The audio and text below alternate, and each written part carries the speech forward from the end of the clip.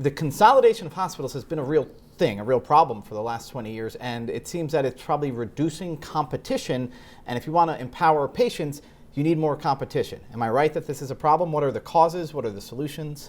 I mean, you actually need a lot more choice if you're a patient, and we've had over 1,400 hospital mergers in the past 20 years, such that 90% of metropolitan areas are consolidated by Department of Justice and Federal Trade Commission standards. Wow.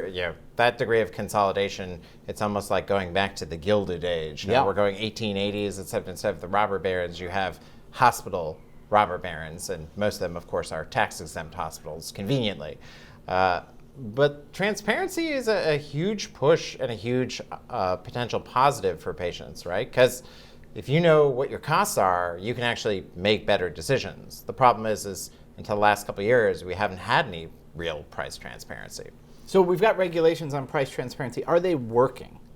Are they actually giving information and leading to competition and leading to prices going down? Well, hospitals aren't exactly complying with the regulations. They're protesting. They're like, oh my God, my labor costs are going up. It's like, well, what about your massive administrative overhead that you haven't addressed? So price transparency is a good start.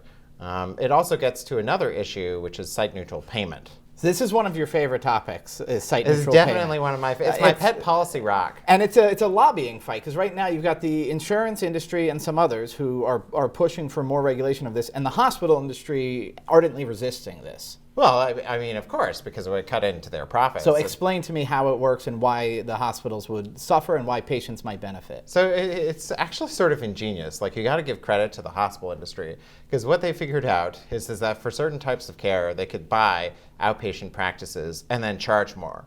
So, if I'm a hospital and you're a clinical practice, I could buy and then I could increase the fees by 30% while not changing clinical operations or giving better value for patients. So transparency allows us to... So some doctor or some nursing home that provided service X, they get bought by a hospital. Now they're still providing service X, but because it's in a hospital, they're charging more and actually getting away with it. But it's not actually in a hospital. It's classified as in a hospital. And classically, this was done with outpatient, clinical services like primary care, hematologists, oncologists.